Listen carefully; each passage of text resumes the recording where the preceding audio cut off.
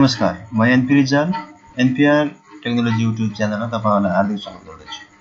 आज म तपाईँलाई फ्लटरमा सिम प्रोफाइल एप कसरी बनाउने भन्ने बारेमा जानकारी दिन गइरहेको छु। इक्जाम्पल भन्ने फोल्डर खोल्छु। त्यसमा मैले यहाँ कमान्ड प्रम्प्ट खोल्नु पर्ने हुन्छ। त्यसको लागि cmd राखिसकेपछि फ्लटर क्रिएट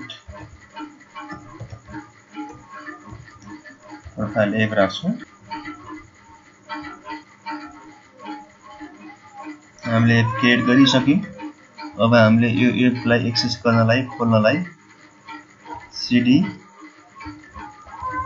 प्रोफाइल एप भित्र एक्सेस गर्यौँ। अब यसलाई हामीले भिजुअल स्टुडियो कोडमा खोल्नलाई कोड डट हामी lib भन्ने फोल्डरमा जान्छौँ। यहाँ भित्रको चाहिँ मेन डट डाट भन्ने छ। यहाँ पहिला भएको कोडलाई हामीले टोटल्ली हटाउँछौँ। अब हामीले कोडिङ सुरु गरौँ। इम्पोर्ट प्याकेज .material.dart यो प्याकेज हामीले इम्पोर्ट गर्नुपर्ने हुन्छ। त्यसपछि void main हामी प्रोग्राम सुरु गर्छौँ। कर्ली ब्राकेट यसरी यति गरिसकेपछि हाम्रो मेटेरियल एपलाई रन गर्नुपर्ने हुन्छ। रन एप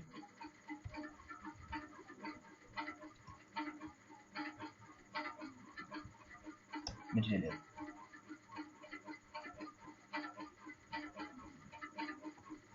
हामीले मेटेरियल एपलाई रन गर्यौँ।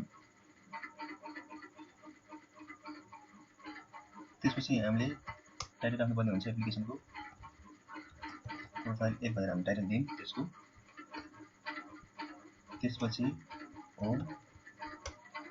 होममा हाम्रो स्क्याफोल्ड भन्ने हुन्छ।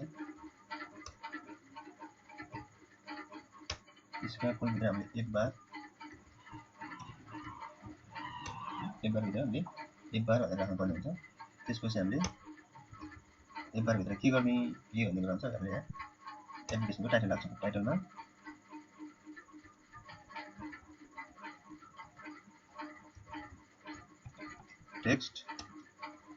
टेक्स्टमा हामीले डाटा के राख्ने भन्ने हुन्छ। माई प्रोफाइल एप भनेर मैले यहाँ राख्छु।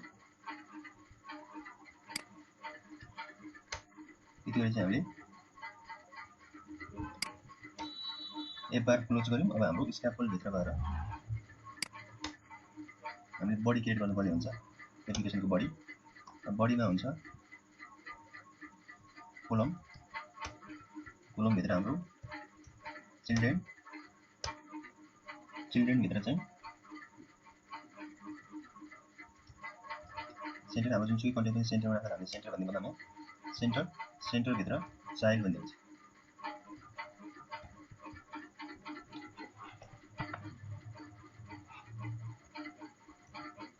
सेन्टर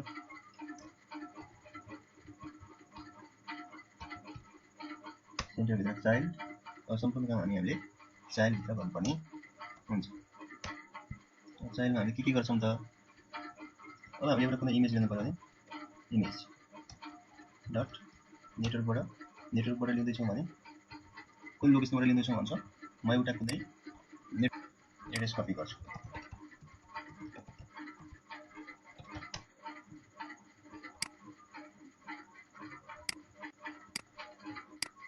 मैले यसको कपी इमेज एड्रेस गरेँ। यी कुरालाई मैले यहाँ सोर्समा राख्छु है। अब यति राखिसकेपछि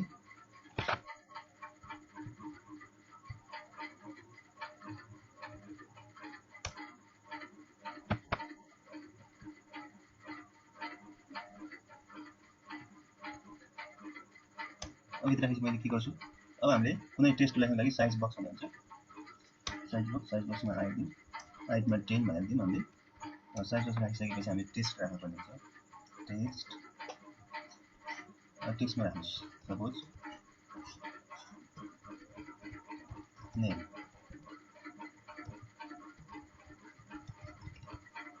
रिजाल। अब यसको स्टाइल गर्नु। यसलाई style text style font size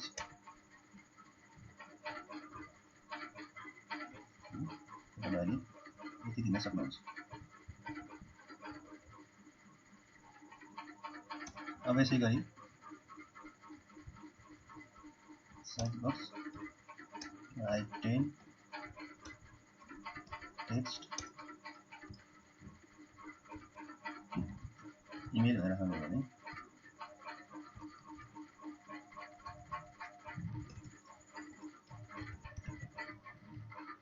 अब यसको स्टाइल गर्न सक्नुहुन्छ।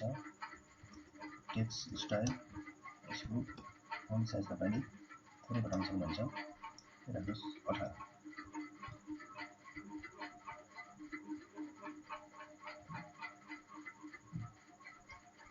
यति राखिसकेपछि एड्रेस राख्न सक्नुहुन्छ। तपाईले फेरि साइज बक्स लिनु पर्यो। राइट 10 नै राख्छु। फेरि यसको टेक्स्ट राख्नु पर्यो।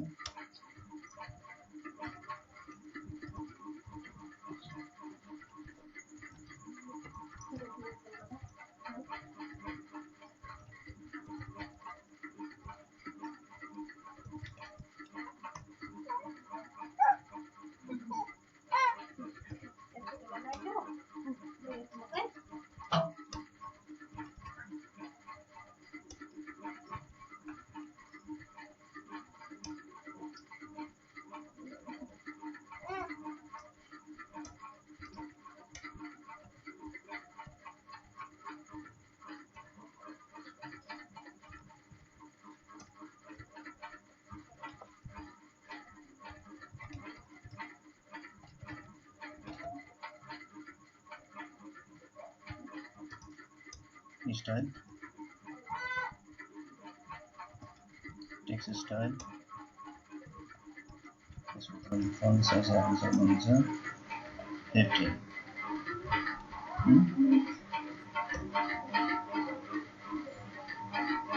अब हाम्रो फरक गरिएको छ। यसलाई सेभ गरौँ। त्यस पछाडि अब हाम्रो भनेको यहाँ कुन डिभाइसमा रन गर्ने भन्ने हुन्छ। क्रोम र स्टार्ट